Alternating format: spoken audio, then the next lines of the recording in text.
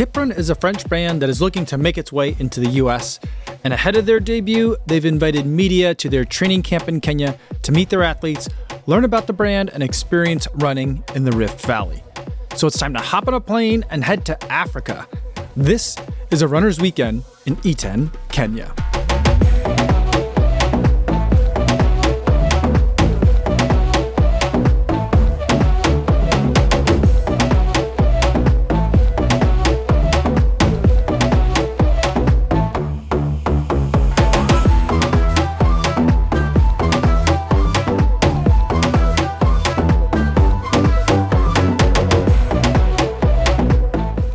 What's going on? Kavuzi here on location in Kenya. It's going to be a fantastic but busy week, and we've got a lot of friends here. Thomas is here, Carl's here, and Alex Filidi is here as well. So it's going to be a really fun trip as we explore Kiprun, what they're trying to do, and also meet some of the athletes at their 42 house in Iten. We're currently in Nairobi, which is where we landed late last night. And this morning, it's already been a busy morning. Had breakfast with Thomas, got in a run on the treadmill, went through all the apparel and stuff they dropped for us here at the hotel. There was quite a bit of stuff. And now we're going to head over to a product briefing before we head for our next flight to Iten.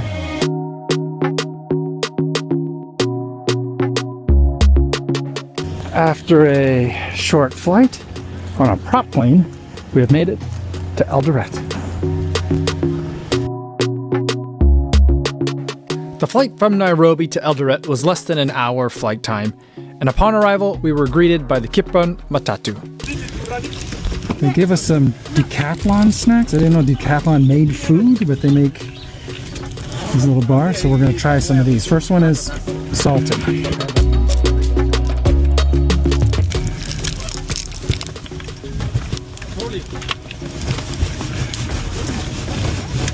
It's okay. A little bland. There's different flavors. Yeah, I know. The first one I'm trying is salted. The best one's the one you have some is blueberry. This one's good. Blueberry? Okay. Some of them are not. It's the purple one. I feel like this is definitely European food.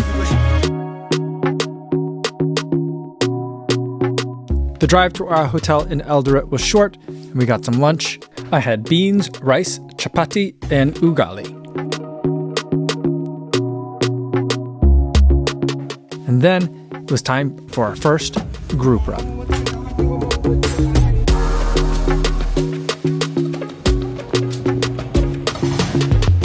Going for a little run, Kipchoge Stadium. Kipchoge Stadium was at an altitude of 6,400 feet or about 2,000 meters. I've seen this stadium on social media so many times, but in real life, it's a pretty modest place. The track surface is something in between blacktop and rubber, and it's not entirely clear whether this place is under construction or in disrepair. And at this altitude, everything seemed like an effort for me. Almost 2 laps into the run, and I'm feeling the altitude here. I felt like I was doing fine with it until we started running. And almost instantly, I could feel that there's no oxygen here. I'm gonna try to run a fast 200.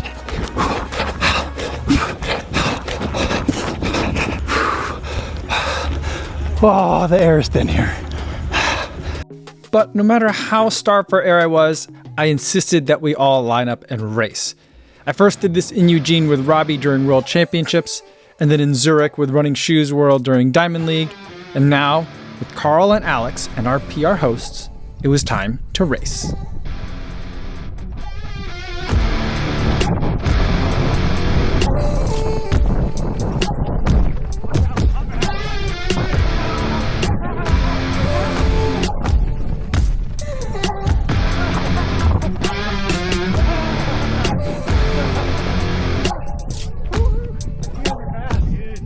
That's going to be it from Kipchoge Stadium. The air is very thin up here, but overall felt pretty good on that run. Could have gone a lot worse. Now let's head back to the hotel, get some dinner.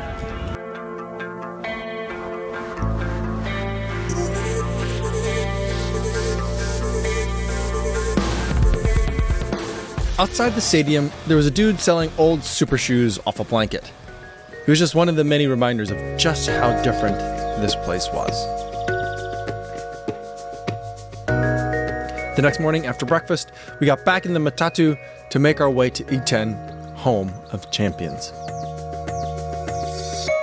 The trip was pretty much uphill the entire way, getting us to 7,600 feet or about 2,300 meters.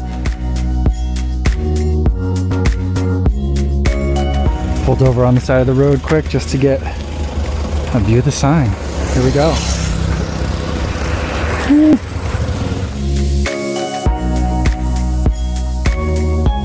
A lot of runs start and end at this spot, and even though it was a bit late by Kenyan standards, we did see some runners after their morning run. Our next stop was to the 42 House, the training camp for Kiprun athletes. The camp has space for 22, but currently houses 17 athletes who specialize in a variety of distances on the road and track. Many of them were gone that weekend to compete in track meet in Kenya. The camp's grounds are gorgeous and abundant with flora.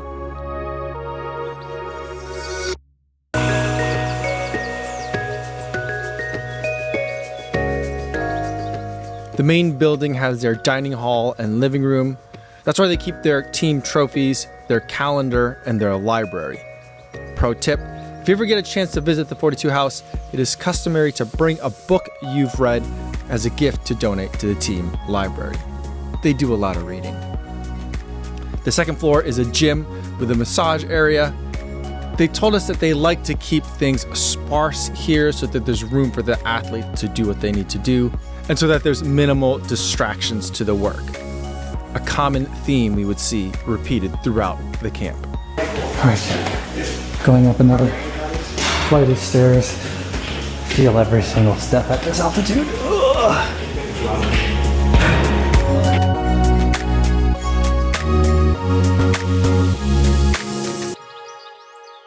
They led us to one of the outdoor meeting spaces for the team. After competitions, this is where the team will meet and the athletes who competed will report back on how things went. They do this in English as part of media training for the athletes.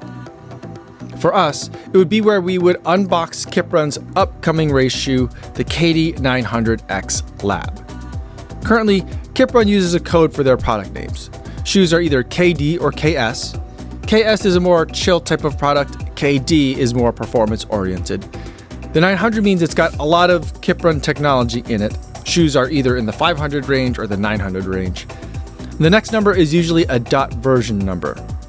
But this shoe gets X Lab as its version designation, indicating that it's something kind of special. The KD900X Lab uses a dual midsole foam system in a rim and core or bathtub configuration. The bathtub is made of supercritical TPU, and the bath water is made of PIBA. The plate is also pretty unique as it looks like a hook that traces the pads and lateral edge of your foot. It's either called a J plate or a G plate, but there was a bit of a language barrier between us and the Belgian media team, so I'm not sure which. And altogether, the whole shoe is pretty light, coming in at 167 grams or 5.9 ounces. Lunch was with the team. There was mashed bananas, which I thought tasted more like plantains, lentils, which were so good, and rice.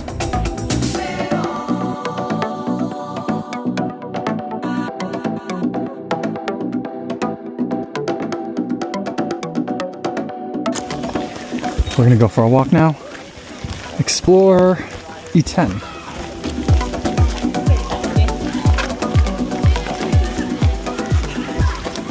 Iten is a pretty rural place. It's common to see animals tied to trees or fence posts just hanging out on the side of the road. Many of the roads are made out of the red clay, and the place is very hilly. It was not a far walk to get to the center of town, and while there was a lot for me to take in visually, I always have a hard time filming in places like this. This is not some tourist bazaar or theme park with willing participants paid for their presence. It's a real place where real people get the ordinary things of everyday life. I want to show you what it's like here, but at the same time, the line between documentation and unwanted pity is very thin. Whenever there are vast wealth disparities at play, Marveling at the exotic can sometimes look like mocking the culture, and I'm having a hard time figuring out how I want to handle myself.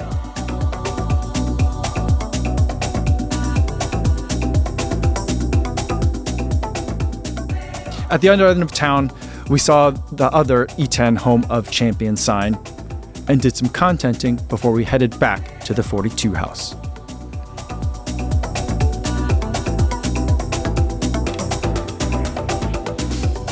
We are taking the shortcut to get back to the 42 house, but I have a feeling the shortcut is not the same thing as the easy way. I think we're gonna have to be doing a lot of uphill hiking to get there.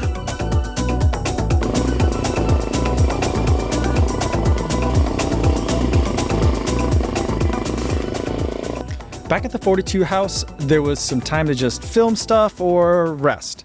I spent some time chatting with Thomas and Carl, and then it was time for our group run.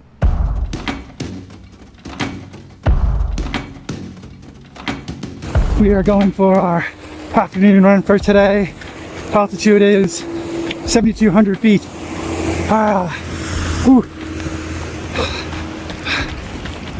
The plan for today's run is to go downhill until we reach some flat road, and then we'll have 10K of flat. We'll see what it's actually like. I can't breathe up here.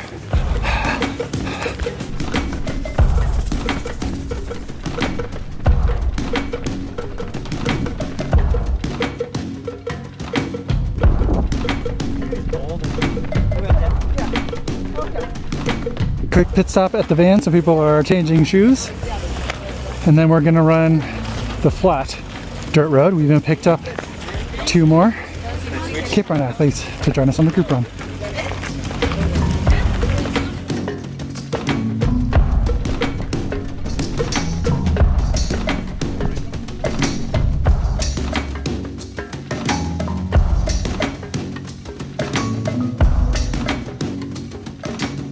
So far, the run has been pretty pleasant with a significant downhill. Now is where I think it starts to roll.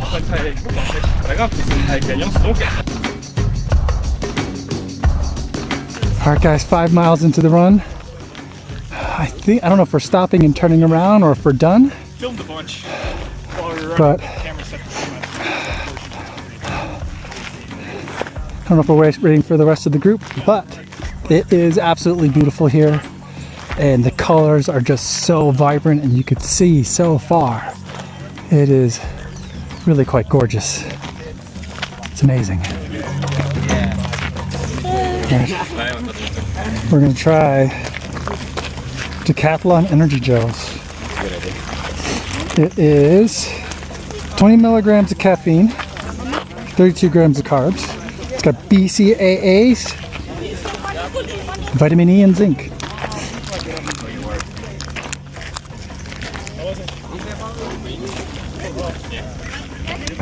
Like a lemon flavor. A little bit thick, but still kind of like a syrup. Nice. I like it.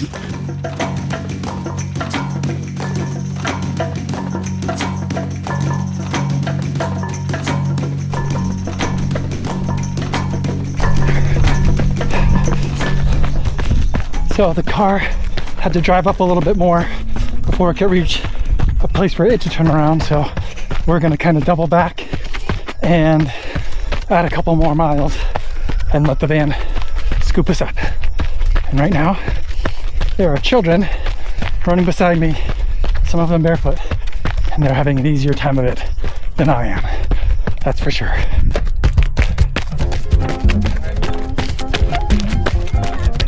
I was with Passion Jogger and one of the Kiprun pros, and they said no walking allowed.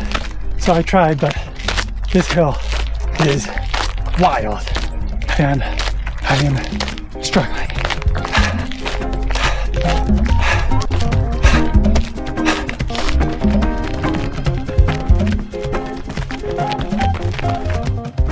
That evening, Believe in the Run and Meta Endurance got a chance to spend the night at the 42 house, and the rest of us returned to the hotel in Eldoret for dinner. The dinner menu at this place was kind of unusual. They didn't have that much that felt very Kenyan, but they had a lot of stuff that I think they thought catered to tourists. The night before, I had a veggie burger where I think the bun might have been gluten-free. And on this night, I had pizza Americano, which was pizza with red peppers, onions, mushrooms, and corn. Good morning. We are back at the 42 house. We got a fun day planned. They haven't told us exactly what's going to happen, but they've told us we're going to have a good time. So I'm looking forward to it, but first, I want to have some breakfast. By the way, I just have to bring all my bags up these stairs, and we're at 7,200 feet. So winded.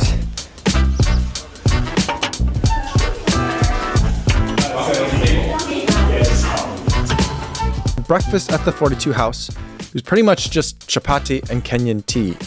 I really like chapati, but it was a bit bland for my Western palate to have it plain for breakfast. And I felt like the tea was a lot of milk and a ton of sugar.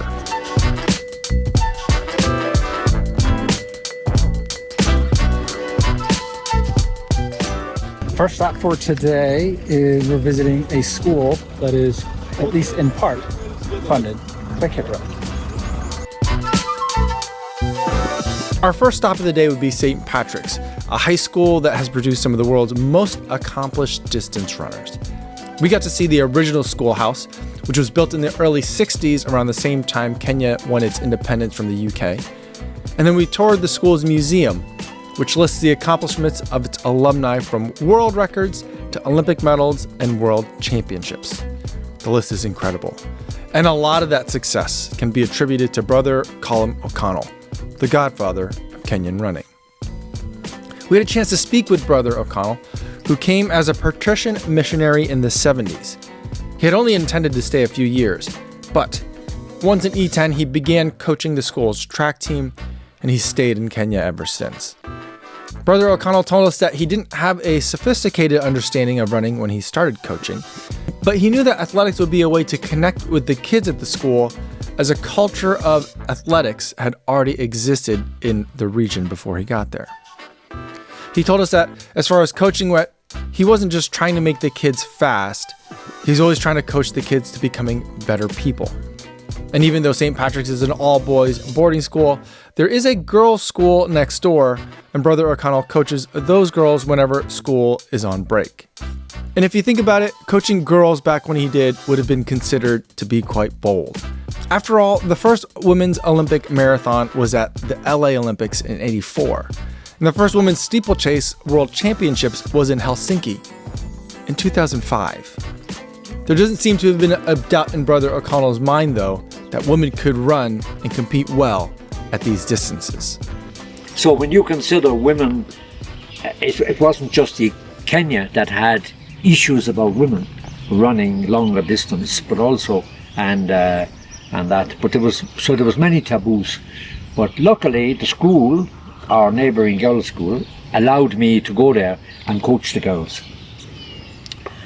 Because not that I had any big vision of women being super athletes, but I thought it was a challenge to maybe go there, coach the girls, and because the boys were in St. Patrick's and their sisters were in Singori, because they all came from the local area, I knew at least genetically there's no difference. If the boys can run, the girls can run. So that was the beginning of just, it wasn't that I was going to break down barriers or that I was going to produce world champions among the girls, but it was just the idea of girls running and girls participating for lots of reasons. And but I had no big grand vision. But of course that's how it eventually developed.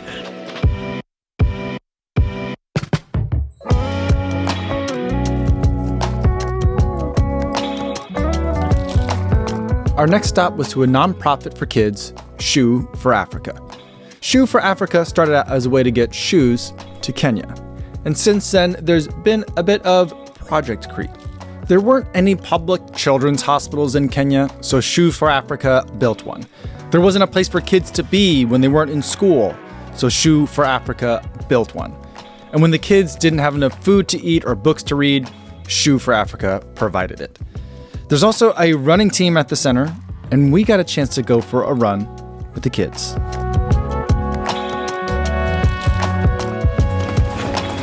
These kids have a really good run club discipline. Lots of good hand signals when there's obstacles, hand signals when the group is slowing down. Everyone's staying nice and tight together, and everyone's watching to make sure no one gets dropped.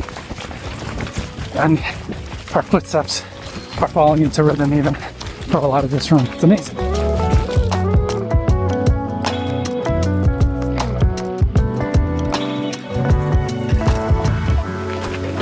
Coaches up front giving the kids instructions, basically telling them to slow down for us.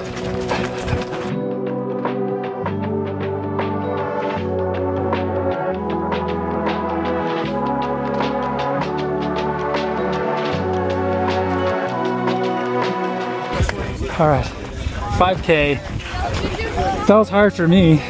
These kids, they're so strong. They tell me they train every day. On that loop, we took the short loop today, which was nice, and they took it easy on us, so that was good. It was a lot of fun. A lot of fun. These kids are fast.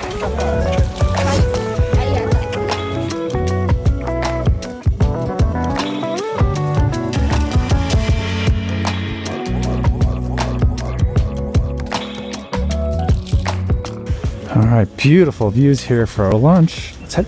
Luis, what's going on? Look at that fountain.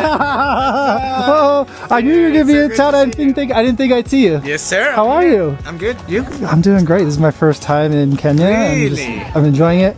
This is the first time altitude hasn't completely wrecked me. Okay. I mean, I'm feeling it, but like when I go to Boulder, I just feel like I'm wrecked the whole time. Yeah. But here, I'm like, It's good. It's a different type of. it's a different type of altitude. Yeah, It lets yeah, you it's run so good. fast. It lets you recover. Yeah, let's get a photo real quick before do it. we totally forget. Oh man, this is so. Oh man, this is so How funny. long have you been here? Luis Orta is a Venezuelan pro runner who lives in Boulder, Colorado, and I've been following his career for years. I recently had a chance to interview him after he won the 5K at the Miami Marathon, and I knew he'd be here in Kenya filming a series of workouts for iFit. I didn't think that we'd actually get a chance to see each other though, so I was thankful for this chance encounter. Running really does make the world small, in a good way.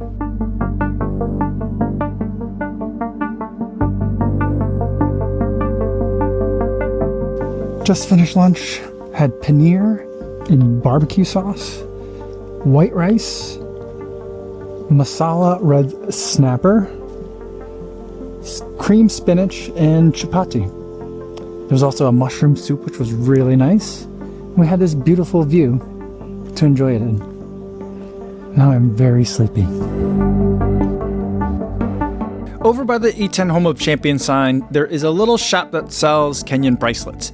If you've been around running for any period of time, you've seen this kind of bracelet before.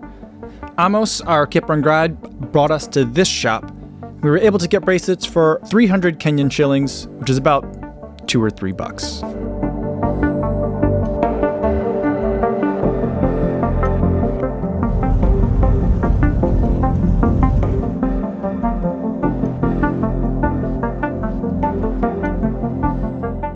We have driven down several thousand feet into the valley. It is so much hotter down here. I'm still not sure what we're doing, but it'll be an adventure.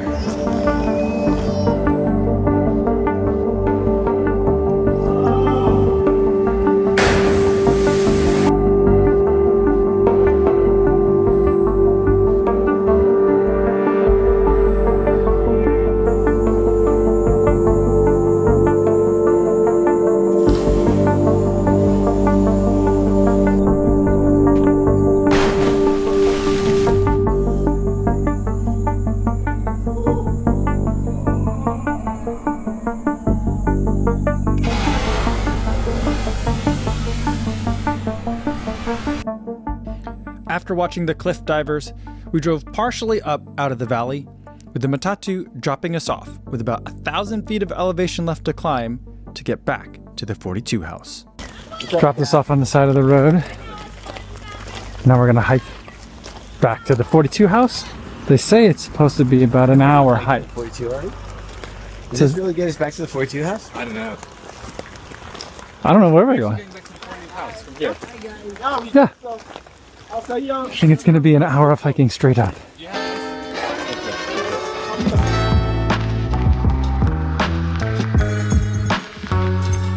This hike was super steep. We were all wearing road shoes and the footing was tricky. Amos would stop to let us catch up, and while we caught our breath, he would tell us a bit about native plants or Kenyan history, which we appreciated, but I definitely don't remember because my brain had no oxygen. Eventually, we made it to a waterfall that was super sketchy to climb down to, and even more sketchy to climb out of, but it was worth it.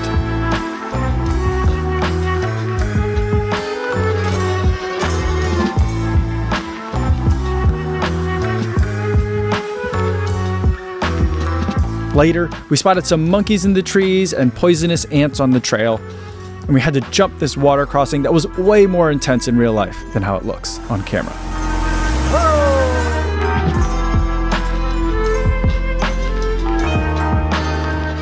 That night, it would be my and the fashion jogger's turn to spend the night at the 42 house with the team. For dinner, we all had stewed chicken, sautéed cabbage, and a whole lot of ugali. We all watched a track meet together after dinner, and then there was a funny bit of English language barrier when Timothy, who is Kenyan, tried to explain a fermented cow's milk drink to the fashion jogger, who is Italian. Fortunately, Nelvin was able to bridge the confusion between sour milk and soy milk and prevented the fashion jogger from a very likely upset stomach that evening.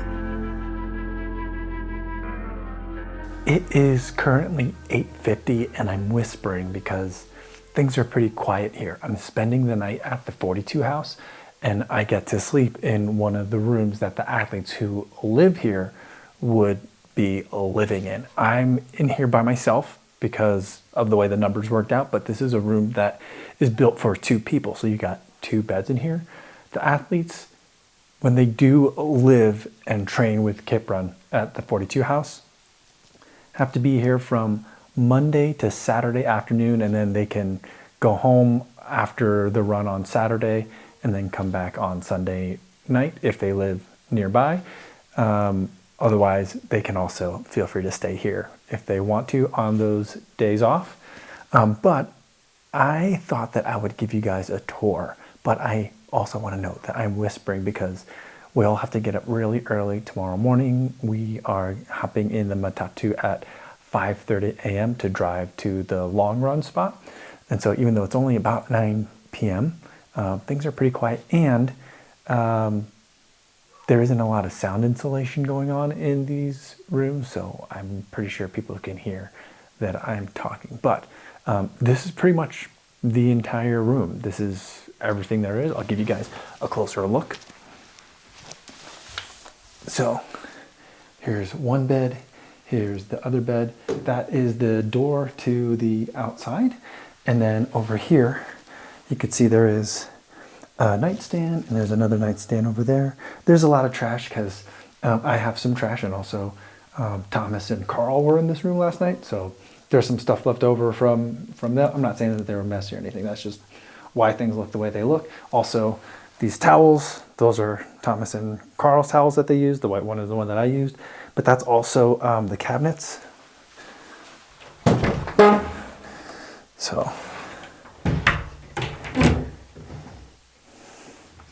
So if you lived here full time, that's what the cabinet situation would be. Now let me get my phone here because this particular bathroom that's in here, the lights don't work, or I can't figure out how to make them work. So the lighting's not going to be the best for making a YouTube video, but we'll show you what the bathroom looks like. Here's the sink, toilet, and then there is a shower up there. So things are pretty bare bones. There's not a lot in here, but the whole point of this camp is to be somewhere where you don't have distractions.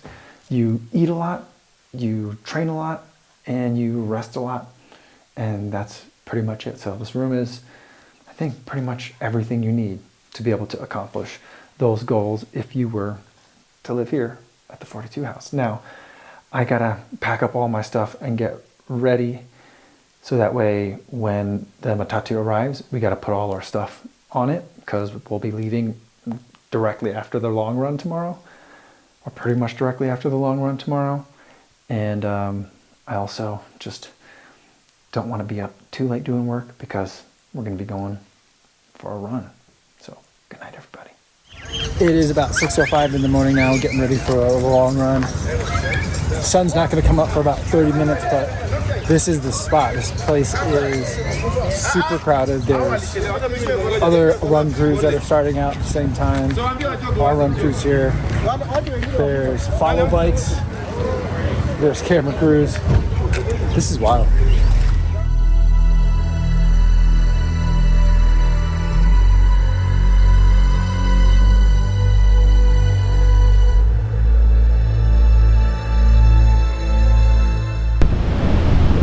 Take 2 mile warm up at like 8:17 pace. We started out chill and then started to pick up. Then we do some Kenyan drills. And we'll start the run.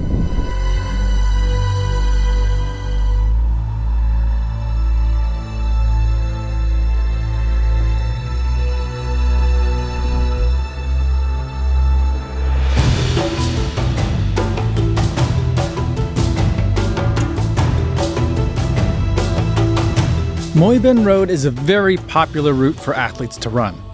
If you're watching a video of someone running on a paved road in Kenya, it's probably here. It's a long, straight, and rolling road whose predominant traffic seems to be runners, their follow bikes, and their matatus. The Kiprun athletes had to run 35K that day, which meant that we had about 2 hours to have fun on this road. Kiprun had arranged for a few bikes to follow us and carry water. I brought some of the Decathlon gels that I took about every 5 miles or so. Carl ran with us for about 10K, and then Thomas dropped off at about 10 miles.